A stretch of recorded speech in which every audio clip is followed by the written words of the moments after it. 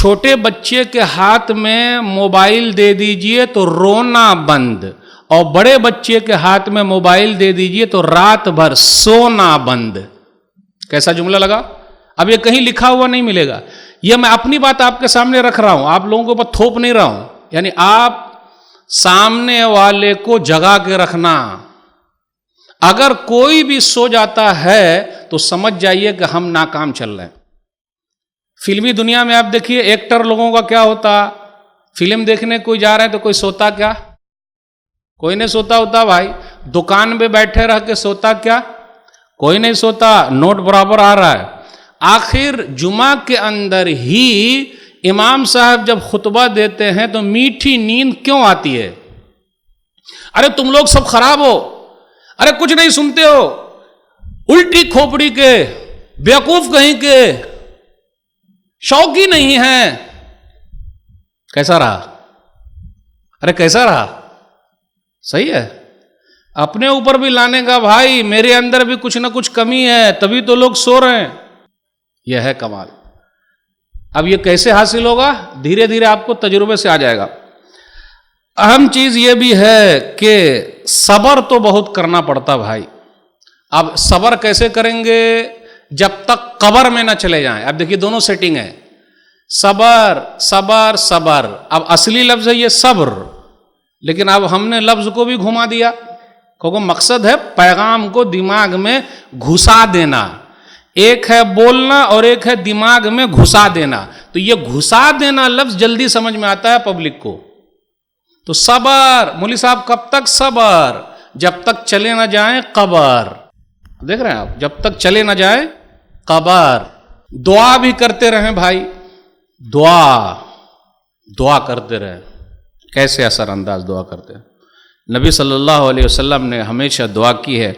سنن ترمذی کتاب المناقب کتاب نمبر 46 حدیث نمبر 3681، اللہم اعز الاسلام باحب ہذین الرجلین الیک بابی جہل او بعمر بن الخطاب۔ یہ پوری حدیث ہم نے سن لی۔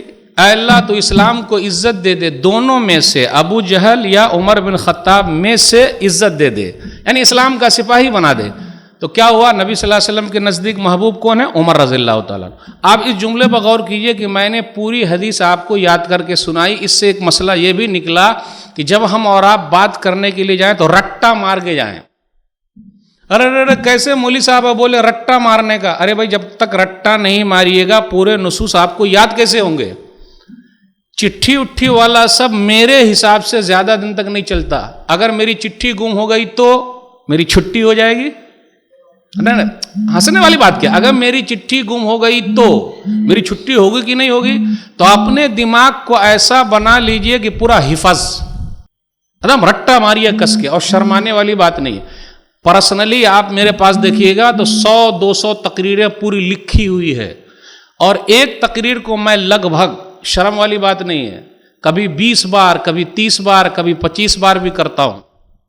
2004 میں یا 2005 میں ڈنمارک میں نبی صلی اللہ علیہ وسلم کی شان میں گستاخی میں کارٹون بنائے گئے تھے، اس تقریر کو میں نے 30 جگہ پہ کیا ہے سیم۔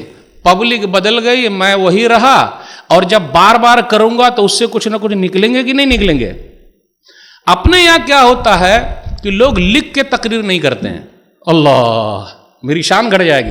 میں تو وہ ہوں کہ جب ممبر پہ چڑھتا ہوں تب عنوان سوچتا ہوں، اور میں تو وہ ہوں ایک تقریر اگر ایک مرتبہ کر دیا تو میری شان کے خلاف ہے، اپنی لائف میں میں دوبارہ دوسرے جملے استعمال نہیں کرتا۔ تو رہیے لوگ سوتے رہیں گے آرام سے، اور دوسرے لوگ بولتے ہیں دیکھو رٹو مال آ رہا ہے، رٹو مال آ رہا ہے، بولنے دیجئے۔